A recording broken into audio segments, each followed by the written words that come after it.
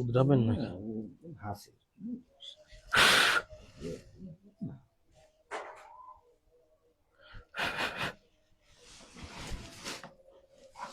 মাঝখানে কয়েকদিন ভালোই চলছিল তো।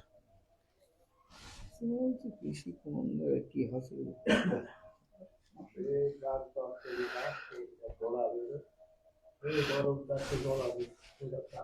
ঠিক করতে থাকেন আপনি নাকি?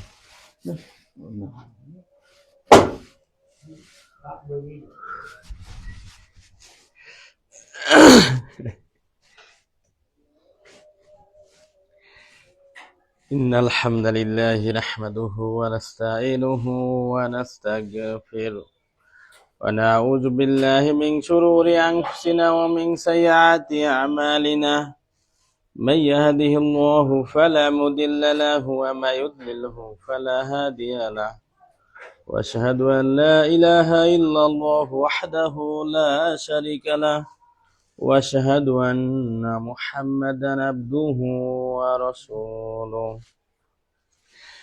يا أيها الذين آمنوا اتقوا الله حق تقاته ولا تموتن إلا وأنتم مسلمون يا أيها الناس اتقوا ربكم الذي خلقكم من نفس واحدة وخلق منها زوجها وبث منهما رجالا كثيرا ونساء واتقوا الله الذي تسألون به والأرحام إن الله كان عليكم رقيبا يا أيها الذين آمنوا اتقوا الله وقولوا قولا سديدا يصلح لكم أعمالكم ويغفر لكم ذنوبكم وما يطيع الله رسوله فقد فاز فوزا عظيما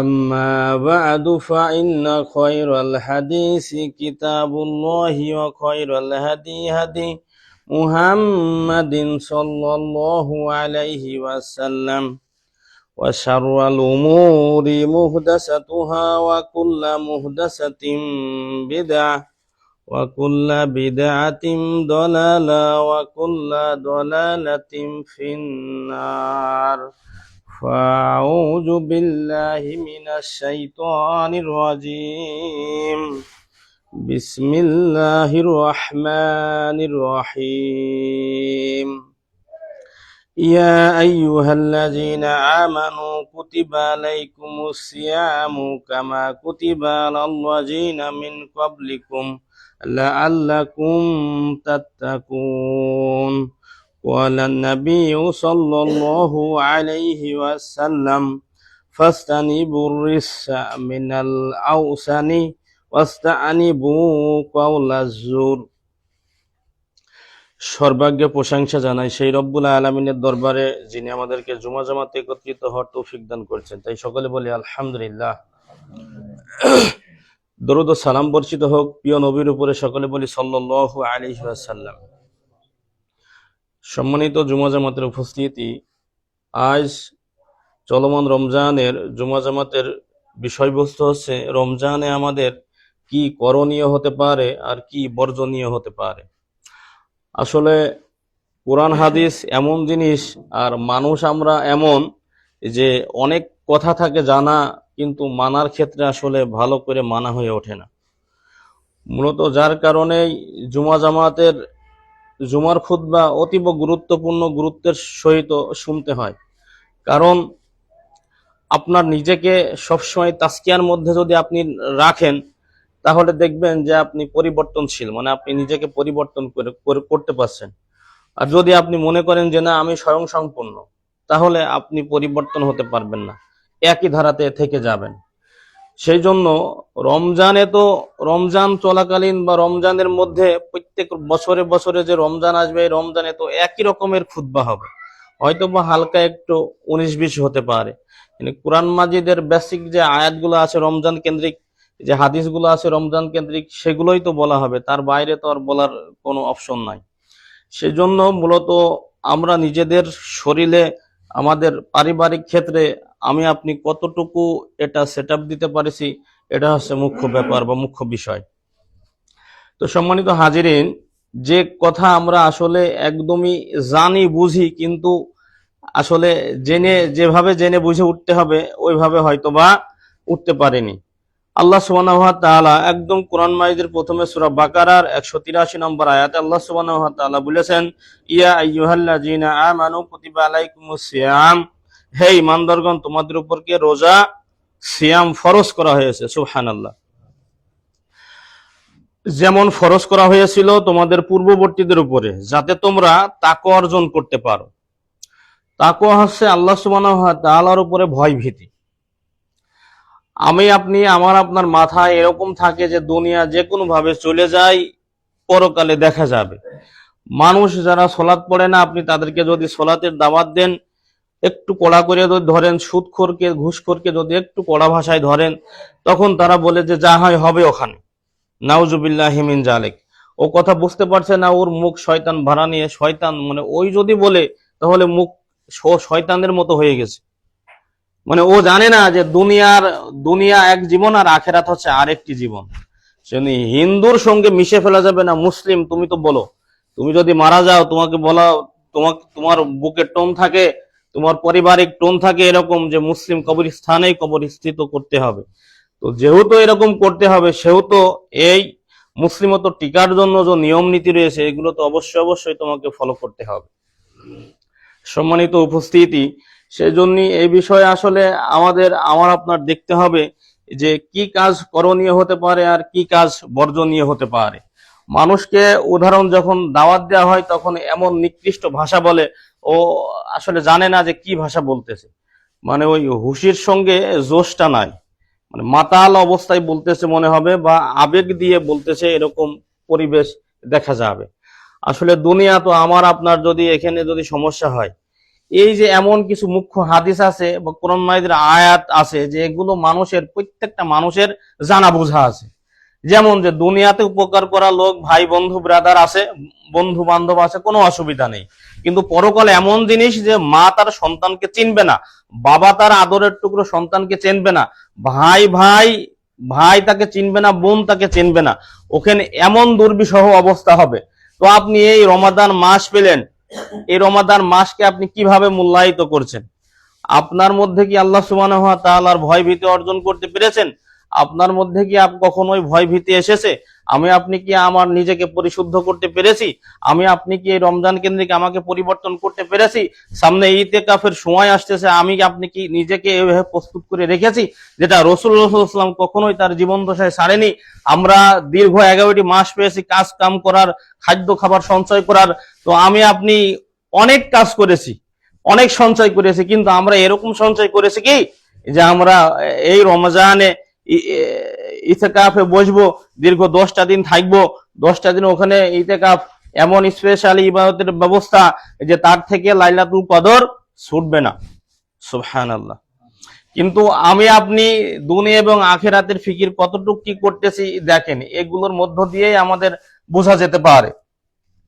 অনেক মুরব্বী মানুষ যে সংসার থেকে অবসর নিয়েছেন, তবুও সে ইতিকাফে বসতে পারবে না। সে বলে যে কত ঝামেলা আমার, যদিও সে দেখা যায় সারাদিন সিটির দোকানে বসা, সারাদিন মানুষের সঙ্গে গল্প গুজব করেই দিন কাটাচ্ছে, অথচ মসজিদে স্পেশালি 10 দিন ইবাদতের জন্য বসতে হবে, সেটা চায় না। এখানে অনর্থক কথা বলতে, আপনার মুখকে সংযত করার জন্য, আপনার শরীরকে সংযত করার জন্য, আপনার নিজেকে সংযত করার জন্য, এটা এত বড় মাধ্যম যে এর চেয়ে বড় মাধ্যম মনে হয় না যে আর আছে। আপনার নিজেকে অনর্থক কথা বলা যেখানে ইতিকাফে বসে নিষেধ আছে, সাংসারিক কথা বলা নিষেধ, স্ত্রী সঙ্গমের ব্যাপারটা নিষেধ, মানে এগুলো সবই আপনার নিষেধ। শুধু প্রয়োজনীয় ক্ষেত্রে বাইরে যেতে পারেন, সবসময় ইবাদতের মধ্যে দিয়ে, জিকির আজগার সালাত সিয়ামের মধ্য দিয়ে কাটাবেন একটা নির্দিষ্ট সময়। সেটা নিজেকে পরিবর্তন করার ধর্মের ভিতরে অপশন রয়েছে, কিন্তু আপনি কখনো খুঁজে বের করার চেষ্টা করি না, যার কারণে আপনি তাকওয়া অর্জন করতে পারি না, আল্লাহ সুবহানাহু ওয়া তাআলার ভয়ভীতি অর্জন করতে পারি না, আল্লাহ সুবহানাহু ওয়া তাআলার অনুগ্রহ তালাশ করতে পারি না, জানি না যে তার অনুগ্রহ কোথায়। মানুষের দাওয়াত দিতে গেলে মানুষ এরকম কথা বলে যে ও আমাদের হেদায়েত কপালে আছে কি ঠিক নেই, হেদায়েতের মালিক আল্লাহ, তুমি তো জানো না। কিন্তু দাওয়াতি কাজ তো আমরা অবশ্যই করে যাব। যে জানে সে তো অবশ্যই করার চেষ্টা করবে যে না, এগুলো করতে থাকি আমরা। পরিবেশ দেখেন। তো আপনি যদি জানেন বোঝেন সব, তাহলে আপনি নিজেকে পরিবর্তন করার চেষ্টা করেন। তো এটা নিজেকে পরিবর্তন করার জন্য তো অবশ্যই মানুষ লাগবে, অবশ্যই মানুষ লাগে, না এটা আবার নিজেকে পরিবর্তন করা যায় না।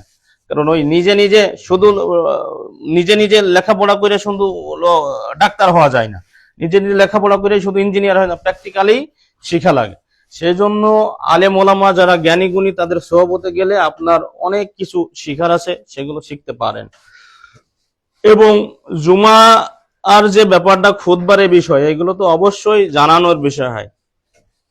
আমরা অনেক কপাল পোড়া হতভাগা আছি যে হয়তো বা রমজান দেখেন 8-10টা শেষের দিকে চলে গেছে, হয়তো বা আমরা কোরআন মাজিদ খুলে কখনো দেখিনি, এরকম মানুষ আছে। অথচ আল্লাহ সুবহানাহু ওয়া তাআলা বলেছেন জাহান্নামে যাবে তারা হচ্ছে হতভাগা ছাড়া নিতান্তই হতভাগা। বুঝেছেন আল্লাহ সুবহানাহু ওয়া তাআলার ভাষা কি? নিতান্তই হতভাগা, মানে তার সে হতভাগা আর নেই। সে দুনিয়াতে হয়তো বা জ্ঞানী হিসাবে আখ্যায়িত আছে, দুনিয়াতে এরকম আছে যে 10টা ছেলে মেয়ের বাবা, বিঘা বিঘা সম্পত্তির মালিক, খুব বিল্ডিং বাড়ি আছে, এত ইস্টাবলিশড মানুষ তাকে জ্ঞানীর সনদ দিচ্ছে।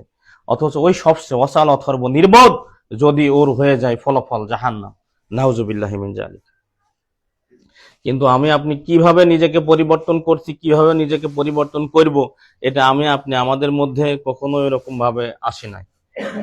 তাই যদি ওরকম আসে, এতে মুরব্বী মানুষ দেখেছে দাড়ি কেটে সেটে রেখে দেয়, মানুষের মুরব্বী মানুষ। জোয়ান মানুষের ক্ষেত্রে না দেখা যাচ্ছে যে ও একটা মানসিক ভাবে এরকম করলো যে না আমার বাঁচার পথ সুগম আছে, আমি কেবল যুবক মানুষ, এখন আমি বহুদিন বাঁচতে পারি মনে হয়। যদিও মরার কোনো দিনক্ষণ নাই, কোনো সময় নাই, যে কোনো সময় মানুষ মরে যেতে পারে। কিন্তু মুরব্বীর তাহলে কোন ভীমরতিতে ধরলো? মুরব্বীরও যদি সৌন্দর্য বিকাশের জন্য এখন দাড়ি কেটে সেটে রাখা লাগে, লা হাওলা ওয়ালা কুওয়াতা ইল্লা বিল্লাহ। তো সম্মানিত হাজিরিন, যেহেতু আমাদের জুমা জামাতের সময় কম এবং অল্প সময়ের মধ্যে আমরা শেষ করার চেষ্টা করব, সেই জন্য আমরা আসলে কোরআন হাদিস জেনে বুঝে আমল করব, এর বাইরে আমরা আমল করার চেষ্টা করব না। এবং কোরআন এবং সহিহ হাদিস ভিত্তিক যে বিষয়টি এসেছে আমরা অবশ্যই এইগুলো অবশ্যই যেন আমি আপনি পালন করতে পারি। রব্বুল আলামিন তুমি কবুল করো আমাদেরকে। আল্লাহ সুবহানাহু ওয়া তাআলা কুরআন মাজিদের আরেকটি জায়গায় বলছে শাহরু রমাদান আল্লাযী উনজিলা ফীহিল কুরআন ফামান শাহিদা মিনকুমুশ শাহরা ফালইয়াসুমহু। রমজান মাস যাতে কুরআন নাজিল হয়েছে, সুতরাং তোমাদের মধ্যে যে ব্যক্তি এ মাস পাবে সে যেন অবশ্যই এ মাসে রোজা সিয়াম থাকে। এখানে দেখেন তো, আপনি এত দরদি পিতা, আপনি এত দরদি দাদা যে আপনি আপনার নাতিক ছেলেকে কি বলছে জানেন? কি বলতেছেন আপনি? যে শুরুতে একটা করো, শেষে একটা করো, ব্যাস হয়ে যাবে। নাউজুবিল্লাহি মিন যালিক। যেখানে আল্লাহ সুবহানাহু ওয়া তাআলা বিধান জারি করেছে, আল্লাহ সুবহানাহু ওয়া তাআলা কুরআনুল কারীমে কোড করে দিয়েছে যে তোমাদের মধ্যে এ মাস যে পাবে এ মাস যেন সে সিয়াম সাধনা করে, এ মাস যেন সে রোজা রাখে। আপনি কিভাবে আপনার সন্তানকে পরীক্ষার কারণে 10টা বাদ দিতে বললেন? আপনি কিভাবে পারেন যে এভাবে যে প্রথমে একটা করো, প্রত্যেক 10 দিনে একটা করে করো, তাহলে হয়ে যাবে, সপ্তাহের মতো একটা করো, শুক্রবার করো, হয়তো বা এরকম অনেক অপশন দিয়েছেন। তো বিধান হিসাবে আপনি বুঝেছেন যে কোন বিধানে আপনি হাত দিয়েছেন, কোন বিধানে? এইটাই তো আপনার জাহালত, এটাই আপনার অজ্ঞতা। এই অজ্ঞতাগুলো শেষ করতে হবে নিজের মধ্য থেকে। সেই জন্যই তো জুমা জামাতে আসলে সুন্দরভাবে আলোচনা শোনার চেষ্টা করতে হয়। ঘুম তো সারা জীবনই মানুষ ঘুমিয়ে যায়, অনেক অর্থবিত্ত আছে যে ঘুমিয়েই থাকে। সেই জন্য একটু জুমা জামাতের খুতবাগুলো একটু মনোযোগ সহকারে শুনতে হয়। মানুষ জানে না যে মানুষ আসলে কোথায় তার তাজকিয়া হতে পারে, কোন বক্তব্যে তার হৃদয়কে ঘুরে যেতে পারে, মানে মানুষ জানে না, এগুলো মানুষের জানা নাই।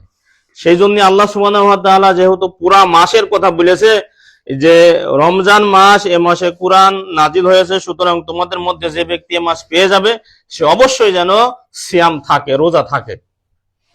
তো এই মাসে অবশ্যই যদি আমরা সুস্থ সবল লোক হই, রোগী যদি আমরা না হই, তাহলে অবশ্যই আমাদেরকে সিয়াম পালন করতে হবে।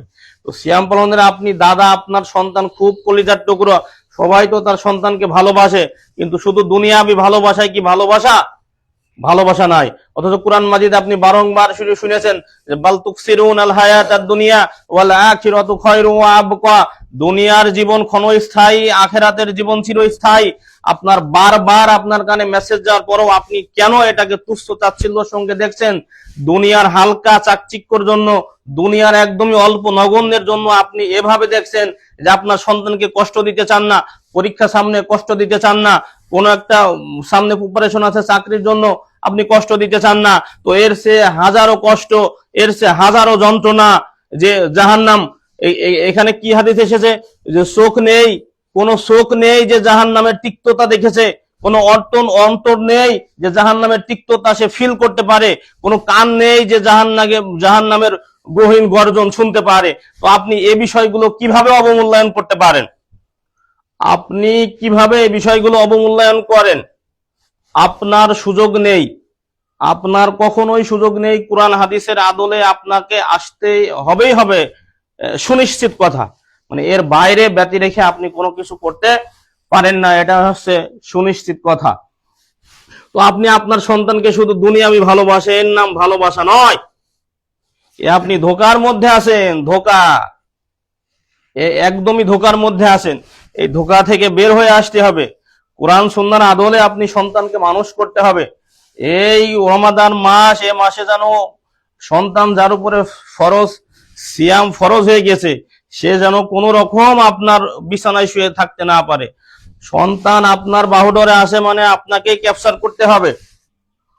অন্যান্য ক্ষেত্রে তো ঠিকই ক্যাপচার করে থাকেন, কিন্তু এই ক্ষেত্রেও, ধর্ম মানার ক্ষেত্রেও আপনাকে অবশ্যই তৎপর ভূমিকা পালন করতে হবে। নাই আমি আপনি গ্রেপ্তার হয়ে যাবেন। আপনি হয়তো এই কথা বলতে পারেন যে আমি আপনার সন্তানকে চেষ্টা করেছি, আমি আপনার স্ত্রীকে চেষ্টা করেছেন, কিন্তু চেষ্টার হারটা আপনার কেমন বলেন তো আপনি নিজেই যদি বুকে হাত দিয়ে বলতে পারেন যে না আমি সর্বোচ্চ চেষ্টা করেছি, খুব চেষ্টা করেছি, বারংবার বলেছি। 5 ওয়াক্ত সালাতে সবসময় আপনার সন্তানকে বলেছেন যে চলো বাবা সালাতে যাই, চলো বাবা সালাতে যাই। এই ধরনের কথাবার্তা আপনি বলতে থাকেন, দীর্ঘদিন যদি একটা রিপ্লে করা হয় তাহলে ধরা পড়ে যায়। সেই জন্য আপনি বারবার এগুলো শোনাতে থাকেন আপনার সন্তানদের, আপনার স্ত্রীদেরকে, যেন সে সংশোধিত হয়ে যেতে পারে। এই বিষয়গুলো আপনি যত সহজভাবে নেবেন ততই সহজ হবে, যত কঠিন ভাবে নেবেন ততই কঠিন হয়ে যাবে। সেজন্য এই বিষয়গুলো আপনি আসলে ওইভাবে একদম সহজভাবে যে দেখবেন, আসলে দেখার সুযোগ নাই। সেজন্য এই বিষয়গুলো আপনাকে অবশ্যই ভালো করে দেখতে হবে। রাসূলুল্লাহ সাল্লাল্লাহু আলাইহি ওয়াসাল্লাম একটি হাদিসে বলেছেন আসিয়ামু জুন্নাহ ফালা ইয়ারফুস ওয়া আলা ইয়াজহাল। রোজা হচ্ছে ঢাল স্বরূপ, মানে রমজানের সিয়াম হচ্ছে ঢালের মতো। কোন জায়গায় দুই পক্ষ যখন মারামারি হয়, তখন ঢাল যদি থাকে, দেখবেন যে কোনো ব্যক্তির হাতে যদি ঢাল থাকে তাহলে সে মনে করে যে আমাকে কেউ ঘায়েল করতে পারবে না। এই রমজানের সিয়াম হচ্ছে ঢাল স্বরূপ, আপনাকে দিয়ে আপনার কখনোই অন্যায় করাতে পারবে না। কিন্তু অন্যায় অন্যান্য মাসে যা অন্যায় থাকে এখনো তো এই মাসেই আছে। আপনাদের জানা মতে কোনো দোকানদার আছে কি যে দিনের বেলায় একদম ইনটোটালে দোকান বন্ধ করে রেখেছে, অথচ ব্যক্তি রোজা আছে কিন্তু বেরোজাদারকে খাইয়ে যাচ্ছে? মানে ওই যে একটি মাস, একটি দিন সে কখনো বর্জন করতে পারেনি, বর্জন করছে না। সে তো শরীয়তের কোনো বিষয় এভাবে ভেবেই দেখেনি, মূলত সে এভাবে ভেবেই দেখছে না যে না আমি এরকম ভাবনা চিন্তা করি বা এরকম ভাবে ভাবি। অথচ আল্লাহ রসুল বলেছে সিয়াম ও জুন্না, সিয়াম হচ্ছে ঢাল। যার কাছে মারামারিতে গেলে, আমাদের এলাকায় তো কাজে কুজে হয় যে এইদিকে জোড়াদাহের এইদিকে খুব শোনা যায় যে মারামারি হলেই এরকম হয়। তো ঢাল যার কাছে থাকে সে তো মজবুত অবস্থায় আছে। অনেক রোজাদার আছে যে ব্যক্তি রোজাদার সিয়াম পালন করতেছে, অথচ দোকান খুলে রাখেছে যে বেশ রোজাদার, কাপড় টাঙিয়ে খাইয়ে চলে যাচ্ছে। তো আপনার ক্ষেত্রে কি বর্জন করা জরুরি ছিল কিনা বলেন? তাহলে সিয়াম ঢাল হিসাবে আপনি কিভাবে ব্যবহার করলেন? অতএব সে যেন অশ্লীল কথা না বলে এবং অজ্ঞের ন্যায় আচরণ না করে। অজ্ঞের ন্যায় আচরণ, আর এটা হচ্ছে সবচেয়ে বেশি। সেজন্য আমি মসজিদে সেদিনকে বলেছি, আমি তো সবসময় ইফতার করি একদম আল্লাহ রসুলের পক্ষ থেকে যে হাদিসটা এসেছে যে সূর্য ডোবার সাথে সাথে তোমরা ইফতার করো। হাজারো মানুষ থাকলেও আলহামদুলিল্লাহ ইফতার করে নেই। মানুষ রি করে, কিন্তু আলহামদুলিল্লাহ বলতে পারে না ওইভাবে কিছু। কিন্তু কি করা যাবে বলেন? আমি বললাম যে এই যে সামাজিক চাপে সঠিক কোরআন হাদিস এটা যে মানবে একটু স্বস্তি সহকারে, তাও মানতে পারছি না। মানে এটা সামাজিক চাপ, সমাজ সমাজ দেখেছে, ওই যে বড় হুজুরের দোহাই দিয়ে দেখেছে যে না ইফতার করতে হবে 2-4 মিনিট পরে। ঠিক একই পর্যায়ে দেখছি যে বলছে যে আজকে সেদিনকে ইফতার ছিল তিনি, ওরা বলছে যে না 5-এ ইফতার, তিনি খেয়ে ফেলেছি 5-এ, তখন ওরা ইফতার করতেছে। তো 5 বাজেনি, পাশের মসজিদে আজান শুনে লোকজন হুড় হুড় করে লেগে গিয়েছে। তখন আমি বলছি যে এই যে এটা তাকলিদ, একদম অন্ধ অনুসরণ করা হয়েছে। এরা বললো 5-এ, তো 5 তো বাজে নাই। কিন্তু আসলে ওই যে মানুষ এগুলো শোনার পক্ষপাতিত্ব থাকে না, মানুষ এভাবে থাকে না। কারণ এগুলো তারাই জানবে, তারাই বুঝবে যদি আপনি জানা বোঝার চেষ্টা করেন। এভাবে যদি জানা বোঝার চেষ্টা করেন তাহলে আমি বুঝতে পারবো, বোঝার মতো হবে না। আল্লাহ রসুল এই হাদিসে বলেছে সে যেন অশ্লীল কথা না বলে, অশ্লীল খারাপ কথা যেন আপনি কখনোই না বলেন। কিন্তু আপনি না জেনে বুঝে অশ্লীল কথা বলেন, অনেক অসার বাক্য পাঠ করেন, আপনার মুখে অসার বাক্য বলেন, অথচ আপনি এ ব্যাপারে বলেন না যে না আমি সিয়াম, আমি রোজাদার, এ মাস আল্লাহ সুবহানাহু ওয়া তাআলা দিয়েছে তাকওয়া অর্জনের মাস, তাহলে আমি তাকওয়া আল্লাহ সুবহানাহু ওয়া তাআলার ভয় ভীতি কিভাবে অর্জন করতেছি? অজ্ঞান ন্যায় এরকম অসংখ্য আচরণ আছে যে অজ্ঞান ন্যায় আচরণ করো, এই আচরণগুলো আমি আপনি যেন কখনোই না করি। যে বিষয়ে যার জানা নেই সে বিষয়ে কাকে জিজ্ঞাসা করবে? জ্ঞানীকে জিজ্ঞাসা করবে। কিন্তু ধর্মের এই বিষয়টা এমন বিষয় যার কিছুই জানা নেই সেই সবচেয়ে বড় ফতোয়াবাজ হয়। সবচেয়ে বড় ফতোয়াবাজ হয় যে একদমই তার জানা নাই। আমি এ বিষয়ে গত বছরেও আমার মহল্লাতে শোরগোল হয়েছিল, তা আমি বললাম যে এবারও আমি অনেক লোককে দেখাইছি যে তোমার জানা মতে সবচেয়ে বড় হুজুর কিরা? একজন বলছে যে মিজানুর রহমান। তো মিজানুর রহমানের ভিডিও ক্লিপ একটা দেখালাম, এই যে সে বলছে সূর্য ডুবার সাথে সাথে ইফতার করতে হবে। ওই শোনাই শেষ, পালন করলো না। তাহলে ওর বড় হুজুর হিসাবে কি হয়ে মানলো? মানে কিছুই করতেছে না, একদমই ইত্তেবাউল হাওয়া, মনের অনুসরণ করে যাচ্ছে, একদমই মনে যা আছে তাই করে যাচ্ছে। সমাজের মাতব্বররা তো আছে এবং মনের, বিশেষ করে মনের ইত্তেবাউল হাওয়া করতেছে বেশি। কারণ অধিকাংশ মসজিদে 2-4 জন লোক আলহামদুলিল্লাহ এখন পাওয়া যায় যে সূর্যাস্তের সাথে সাথেই, সূর্য ডোবার সাথে সাথেই তারা ইফতার করতেছে। তো ওদের সঙ্গে তো অন্তত শরিকও হওয়া যায়। এটা জ্ঞানজাম, ধর্ম নিয়েও আপনি ফ্যাসাদ করতে পারেন তো ঠিকই। আইল ঠেলা নিয়ে নিয়মিত দেখা যাচ্ছে প্রত্যেক বছরে 2বার করে ওই আপনার জমিতে ধান লাগাতে গেলে ওখানে নেটা করেন। এরকম দেখা যায় যে আপনার স্ত্রীর জন্য ঠিকই নেটা করছেন। ধর্মের এই বিষয়টা হক একটা জিনিস নিয়ে আপনি কোনোদিন তো একটা মুখও খুলে দেখলেন না যে দেখি তিনি মুখ খুলে এখানে ফায়দা হয় কিনা, তা আপনি কিভাবে বুঝতে পারছেন? কিন্তু আল্লাহ রসুল ঘোষণা দিয়ে গিয়েছে শেষ জামানায় যদি মৃত সুন্নাতকে কেউ জিন্দা করে সে 50 জন শহীদের সমান নেকি পাবে। সুবহানাল্লাহ। অথচ এগুলো আমরা কিভাবে অর্জন করব তাহলে? সেই জন্য আপনি একটু মুখ খুলে দেখেন, আপনি একটু মুখ খুলে দেখবেন যে না ফায়দা হতে পারে, আল্লাহর উপরে ভরসা রাখেন, নিশ্চয় ফলাফল ভালো হতে পারে। আল্লাহ সুবহানাহু ওয়া তাআলা কুরআনুল কারীমের আরেকটি জায়গায় বলেছেন ওয়া আকুলু ওয়াশরাবু হাত্তা ইয়াতাবাইনা লাকুম সুম্মা আতিমুস সিয়ামা ইলাল্লাহি ওয়া লা তুবসিরুহুন্না। আর তোমরা পানাহার করো যতক্ষণ না তোমাদের কাছে সুবহে সাদিক স্পষ্ট হয়, তারপর রোজা পূর্ণ করো রাত পর্যন্ত। আর তোমরা মসজিদে ইতিকাফ অবস্থায় স্ত্রীদের সাথে সহবাস করো না। যে বিষয়টি আগে বললাম, এই কাজগুলো কোরআনের স্পষ্ট আয়াত এসেছে ইতিকাফের ব্যাপারে। তো এই বিষয়টি অবশ্যই আমরা মূল্যায়ন করার চেষ্টা করতে হবে, না হলে আমি আপনি কিভাবে মুসলিমত্ব রক্ষা করব বলেন? কিন্তু যে বিষয়গুলো অবশ্যই আমরা আগে থেকে প্রস্তুতি নেব, যেহেতু আমাদের সামনে এখনো সময় আছে, অবশ্যই যেন আমরা ভালোভাবে প্রস্তুতি রাখি যে আমরা ইতিকাফে বসবো। তাহলে আপনি এই জবানকে হেফাজত করতে পারবেন, আপনি কানকে হেফাজত করতে পারবেন, এমনকি আপনি নিজেকেও হেফাজত করতে পারবেন। আর এইগুলো হচ্ছে এমন একটা ব্যাপার যে এইগুলো যদি আপনার শরীর একবার সেট আপ নিয়ে নেয়, এই সলাতি যখন প্রথম ধরেছেন সবাই সবার দিকে লক্ষ্য করবেন। এই সলাত 5 ওয়াক্ত সলাত যখন নিজে ধরেছেন তখন দেখেছেন প্রথমে একটু ভারী লেগেছে। যখন কোরআন এবং সহিহ হাদিস ভিত্তিক সলাত পড়তে গিয়েছেন তখন দেখবেন যে নিজের কাছে ভারী লেগেছে। কিন্তু এটাই 2-4 দিন, 15-20 দিন, 1 মাস পড়লে দেখবেন যে শরীরে সেট আপ নিয়ে দিয়েছে, মানে সাধারণ ব্যাপার হয়ে গিয়েছে। এগুলোই সাধারণ ব্যাপার হয়ে যায়। সেই জন্যই আপনি চেষ্টা করবেন 10 দিন ইতিকাফে যদি আপনি থাকেন, তা আপনি দেখবেন যে অবশ্যই আপনার শরীরের মধ্যে, আপনার মানসিক ভাবে আপনার চেঞ্জ এসে গেছে। অসার বাক্য বলবেন না, যে বিষয় জানা নাই সে বিষয়ে চুপ থাকবেন, মানে অটোমেটিকলি আপনার ভিতরে আলাদা একটা বিষয় তৈরি হবে। আপনি একটু তাসকিয়া করে দেখেন, আপনি নিজেকে একটু পরিবর্তন করার চিন্তা ফিকির করে দেখেন, নিশ্চয় ফলাফল হবে। কোরআন হাদিস এটাই ইঙ্গিত করে, নিশ্চয় ফলাফল হবে, এগুলো আপনি আশা রাখেন।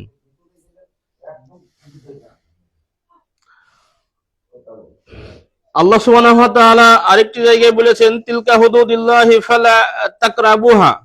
এগুলো আল্লাহ সুবহানাহু ওয়া তাআলার নির্ধারিত সীমা, মানে আল্লাহ সুবহানাহু ওয়া তাআলা এই বিষয়গুলো নির্ধারিত সীমা রেখা দিয়েছেন, যে ধর্মের ওই যে নির্ধারিত সীমা রেখা, যেখানে আল্লাহ সুবহানাহু ওয়া তাআলা বলেছে এই শাহরুর রমাদান, এই রমজান মাস কেউ যদি পেয়ে যায় তাহলে যেন সে মাসে সিয়াম থাকে, রোজা থাকে। অথচ আমরা কমিয়ে দিই, আমরা বাপ মা মোহাব্বতের কারণে কমিয়ে দিই, এগুলো কখনোই যেন না হয়। তাহলে আপনি বলতে পারছেন না যে আপনি কোন অবস্থা নিয়েছেন, মানে আপনি রবের আসনে বসে গেছেন, বিধান একরকম, বিধানকে চেঞ্জ করে দিয়েছেন, মানে আপনি বুঝতে পারছেন না যে আপনি কি হালতে আছেন। তাই তো সেই জন্যই তো মানে এইগুলো যদি আপনি চিন্তা ফিকির করেন, যে এগুলো যদি আপনি মাথাতে নেন, এগুলো যদি আপনি অন্তরকে তাসকিয়া করতে চান, তাহলে দেখবেন যে হ্যাঁ এগুলো ঠিকই, আসলেই তো এগুলো এরকম নাই, এ তো আল্লাহর বিধানে হাত দিয়া পড়ে গিয়েছে। সেই জন্যই তো ইমাম আবু হানিফা রাহিমাহুল্লাহ শেষমেশ এ কথা বলতে বাধ্য হয়েছে, যে আমার কোরআন এবং সহিহ হাদিস যেখানে পাও, আমার কথাকে সেখানে ছুড়ে মারো, কোরআন এবং সহিহ হাদিসকে তোমরা গ্রহণ করো। ইজা সাহাল হাদিস ফাহুয়া মাযহাব, মানে আমি ইমাম আবু হানিফা রাহিমাহুল্লাহ, আমার কথার কোনো মূল্যায়ন নেই। কোরআন এবং সহিহ হাদিসই মূলত মূল্যায়ন করার জিনিস। সেই জন্যই আপনি বুঝতে পারছেন না যে তার মতো ইমাম এ কথা বলেছে, অথচ আপনি ধর্মের বিষয় 19-20 করে দিচ্ছি। আমার ছেলের ক্ষেত্রে আমি বলছি যে ঠিক আছে রোজায় থাকতে হবে না, তোমার কষ্ট হচ্ছে, আর কষ্ট তো হবেই, রোজা তো একটু কষ্টের জন্যই, না খেয়ে থাকা অবশ্যই একটু কষ্টের, কিন্তু এগুলো এই কষ্ট জাহান্নামে যে কষ্ট পাবে ওই কষ্ট নয়। সেই জন্য এইগুলো আপনি একটু চিন্তা ফিকিরে নেবেন, যে জাহান্নামের এত তিক্ততা, এত কষ্টের মধ্যে আমি আমার সন্তানকে ফেলতে চাই না। তাই দুনিয়াবি একটু কষ্ট হোক, পরকালে যেন আমি নাজাত পেয়ে যাই, এই টেন্ডেন্সি, এই আশা আমাদের সকলের ক্ষেত্রে রাখতে হবে। রব্বুল আলামিন তুমি রহম করো, সকলে বলে আমিন। আল্লাহ সুবহানাহু ওয়া তাআলা কুরআনুল কারীমের আরেকটি জায়গায় বলছেন, ফাসতিনুবুর রিসসা মিনাল আওসানি ওয়াস্তানিবু কওলাজ জুর। অতএব তোমরা মূর্তির অপবিত্রতা থেকে দূরে থাকো এবং মিথ্যা কথন থেকে বেঁচে থাকো। মিথ্যা কথন থেকে বেঁচে থাকা এটা খুবই কঠিন, রমজান কেন্দ্রিক আরো বেশি। এই মাস কিসের মাস? তাকওয়া অর্জনের মাস, আল্লাহ সুবহানাহু ওয়া তাআলার ভয়ভীতি অর্জনের মাস। আপনার মধ্যে ভয়ভীতি অর্জন করবেন তো মিথ্যা ছাড়বেন না।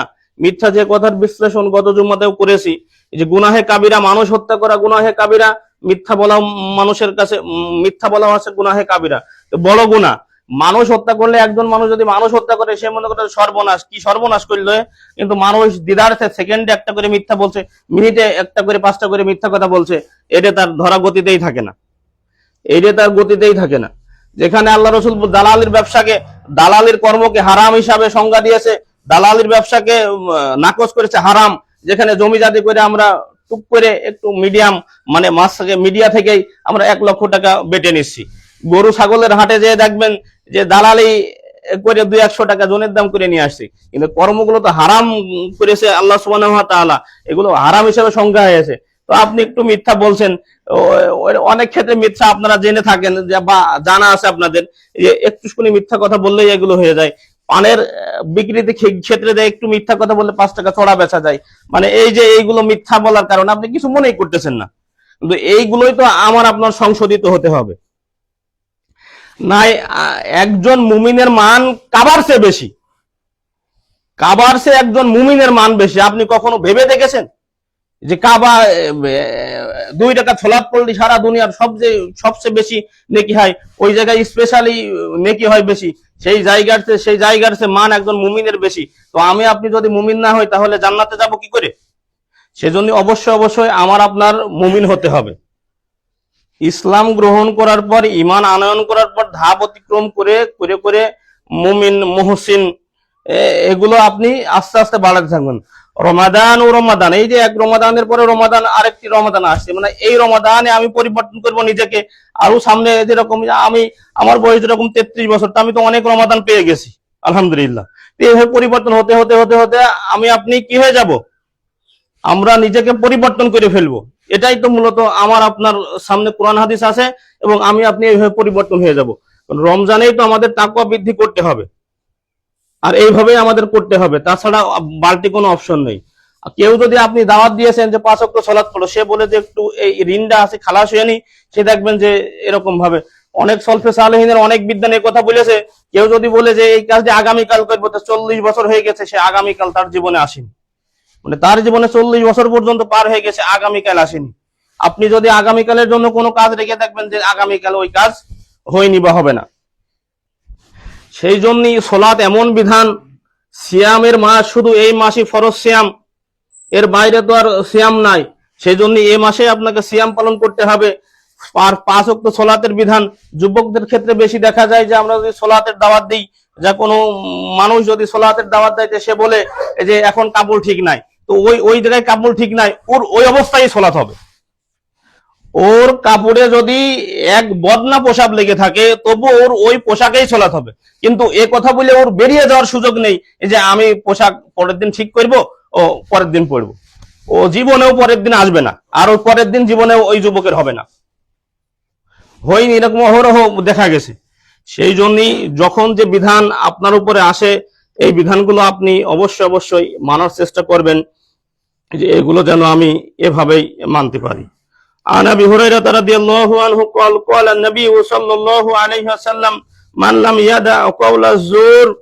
আবু হুরায়রা রাদিয়াল্লাহু আনহু বলেছেন, রাসূলুল্লাহ সাল্লাল্লাহু আলাইহি ওয়াসাল্লাম ইরশাদ করেছেন, যে ব্যক্তি মিথ্যা কথা ও সে অনুযায়ী আমল ত্যাগ করে না, তার পানাহার ত্যাগে আল্লাহ সুবহানাহু ওয়া তাআলার কোনো প্রয়োজন নেই।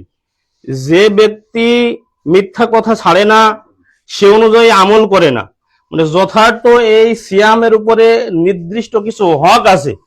এই সিয়ামে আপনি রোজাদার ব্যক্তি, আপনাকে অনেক কিছু বর্জন করতে হবে। বিশেষ করে মিথ্যার সংজ্ঞাটা সরাসরি হাদিসে এসেছে, মিথ্যা ছাড়তে হবে। আর ওর অনুরূপ আপনি জিকির আজগার দিয়ে কাটাবেন সময়, গালিগালাজ দেবেন না, সুন্দর কথা বলে কাটাবেন।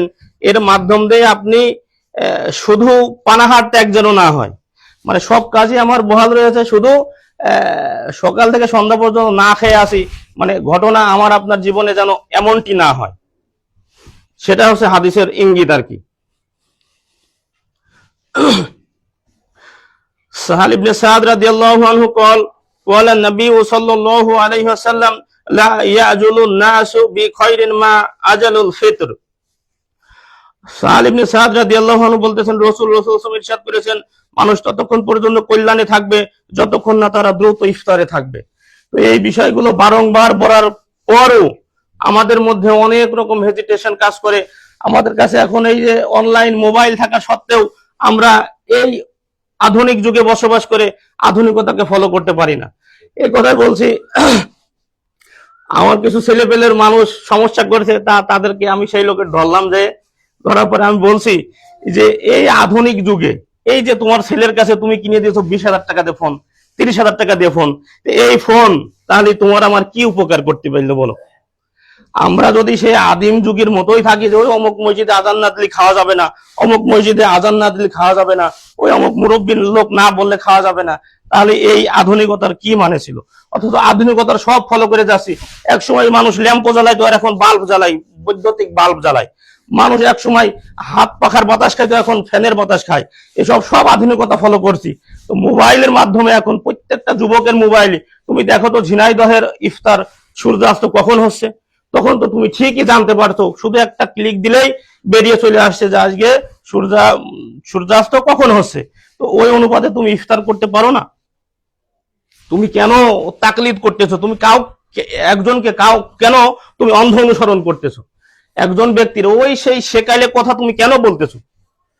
ওই সেই আগের 200-300 বছরের আগের মুরব্বীরা যে কথা বলেছে, কেন তুমি ওই কথা বলতেছো? তাহলে এই আধুনিকতা, সব আধুনিকতা কেন ফলো করতেছো? মোটরসাইকেলে কেন আসছে আপনি বলেন? আমরা হেঁটে আসতাম, হেঁটে আসলে জমা জামাতে নেকিও বেশি হবে। কিন্তু এগুলো তো আমরা করছি না। আধুনিকতাই যদি ফলো করি তাহলে আমরা এই মোবাইল কেন ফলো করবো না?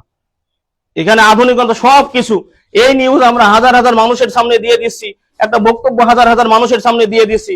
তো এই আধুনিকতা আপনার সামনে, হে যুবক, তোমার সামনে মোবাইল থাকতি কেন তুমি ওই আজানের মুখে তাকিয়ে আসো বলো? নিজেকে পরিবর্তন করতে হবে কোরআন হাদিসের আদলে রেখেই। কোরআন হাদিসের বাইরে তুমি নিজেকে পরিবর্তন করতে পারো না। কোরআন এবং সুন্নাহর ব্যতি রেখে তুমি কখনোই পরিবর্তন হতে পারবে না। কোরআন এবং সুন্নাহ মেনেই তোমাকে পরিবর্তন হতে হবে। রব্বুল আলামিন তুমি আমাদেরকে কবুল করো, সকলে আমিন। عن ابي هريره رضي الله عنه قال قال النبي صلى الله عليه وسلم اذا جاء رمضان فتحت ابواب الجنه وغلقت ابواب النار وسفدت الشياطين। আবু হুরায়রা রাদিয়াল্লাহু আনহু বলতেছেন, আল্লাহর রাসূল সাল্লাল্লাহু আলাইহি ওয়াসাল্লাম ইরশাদ করেছেন, যখন রমজান মাস আসে জান্নাতের দরজাগুলো খুলে দেওয়া হয়, সুবহানাল্লাহ। জাহান্নামের দরজাগুলোকে বন্ধ করে দেওয়া হয়, শয়তানকে শৃঙ্খলা বন্দী করে রাখা হয়, যেন মানুষ শয়তানি কাজ করতে না পারে। কিন্তু কই, শয়তানি কাজ তো মানুষ করেই যাচ্ছে। ওই যে কথা আগে উদাহরণ হিসাবে পেশ করলাম, এই যে দোকানের শাড়ি টাঙিয়ে বা কোনো পর্দা টাঙিয়ে তো ঠিকই খাওয়া দাওয়া চলতেছে, অথচ রমজান মাসে যত হালাল খাদ্য আপনি দিনের বেলায় খান না কেন, ওটা আপনার জন্য কে? ওটা আপনার জন্য হারাম। সেজন্য এই বিষয়াদি আপনি মনে করছেন যে আমি হারাম ইনকাম করি, হারাম খাচ্ছি, কিন্তু হারাম না, হালাল খাচ্ছেন না, আপনি হারামেই পরিণত হয়ে যাচ্ছেন। কারণ এই মাসে কিন্তু আপনার অন্য ব্যবস্থা নেওয়ার দরকার ছিল। প্রস্তুতি রাখতে হয়, অবশ্যই প্রস্তুতি না রাখলে হবে না। আপনি একটা মেয়ে বিবাহ দেওয়ার জন্য প্রস্তুতি রাখেন যে আমার টাকা জমাতে হবে ব্যাংকে, নাই আমি এক সময় 15 বছর 16 বছর পরে যে আমার মেয়ে বিবাহ দিতে পারবো না, যে খরচ আদি হবে এই খরচ আমি জোগাড় করতে পারবো না। দীর্ঘদিন মাসে আপনি 2-5 করে টাকা রাখতেছেন, 200-500 করে টাকা রাখতেছেন, এই হয়তো জমা করতেন। এই রমাদান এমন একটি রমাদান এমন একটি মাস যে এই মাসে তাকওয়া অর্জন করতে হয়, আল্লাহ সুবহানাহু ওয়া তাআলার ভয়ভীতি অর্জন করতে হয়। তো এই মাসে যদি আল্লাহ সুবহানাহু ওয়া তাআলার ভয়ভীতি অর্জন করতে চান, একটু ইবাদতের মধ্যে কাটাতে হবে, বসে কাটাতে হবে। রাসূলুল্লাহ সাল্লাল্লাহু আলাইহি ওয়াসাল্লামের আমল দেখেননি যে আল্লাহ রাসূল এ মাস যখন আসতো তখন কাপড় বেঁধে নিত, কাঁচা মেরে নেওয়ার মতো। আমাদের যেরকম ওই যে পুকুরে মাছ মারার জন্য লাভে দেখবেন যে অনেক যুবক কাঁচা মেরে নেয়, তো নিজেকে এইভাবে প্রস্তুত করে নিতেন, দান সাদাকার জন্য প্রস্তুত করে নিতেন। এ মাসে সবচেয়ে বেশি দান সাদাকা করতেন রাসূলুল্লাহ সাল্লাল্লাহু আলাইহি ওয়াসাল্লাম। আমাদের ক্ষেত্রে এখনো এরকম দেখা যায় যে আমাদের সামনে থেকে ফকির অতিক্রম করে চলে যাচ্ছে, অথচ আমাদের পকেটে টাকা আছে, 2 টাকা আমরা দিতে পারছি না। তো এই বিষয়গুলো, আল্লাহ রসুলের প্রস্তুতি কেমন আর আমার আপনার প্রস্তুতি কেমন? অথচ আল্লাহ সুবহানাহু ওয়া তাআলা কুরআন মাজিদে বলেছেন, লাকাদ কানা লাকুম ফি রাসূলিল্লাহি উসওয়াতুন হাসানা, উত্তম আদর্শ রয়েছে রসুলের ভিতরে। আপনি কার আদর্শ ধরতে চান? অবশ্যই রসুলের আদর্শ ধরলে আপনি অবশ্যই তার ফলো করে যেতে হবে। তাহলে তো আমরা তাকওয়াবান হতে পারবো, আমাদের ভিতরে আল্লাহ ভীতি আসবে। এরকম কর্মের মধ্য দিয়েই তো আসবে, তাছাড়া আপনি কিভাবে বলেন? আপনি যদি মাঠে কোনো ভুট্টা না লাগাই, কোনো পান না লাগাই, কোনো ধান না লাগাই, তো ওই যে সিজনালি যে শেষ হয়, এই যে ধান লাগানো হয়েছে 3 মাস পরে ধান কাটতে যাবে কৃষক যাদেরকে আসে, তো আপনি যদি এগুলো না লাগাই তাহলে তো আর আমি পাবো না। কিন্তু এই রমাদান মাস আসে, এগুলো তো আপনার অবশ্যই মাথাতে রাখতে হবে। যেখানে পরিবর্তনের মাস, নিজেকে পরিবর্তন করতে হয়।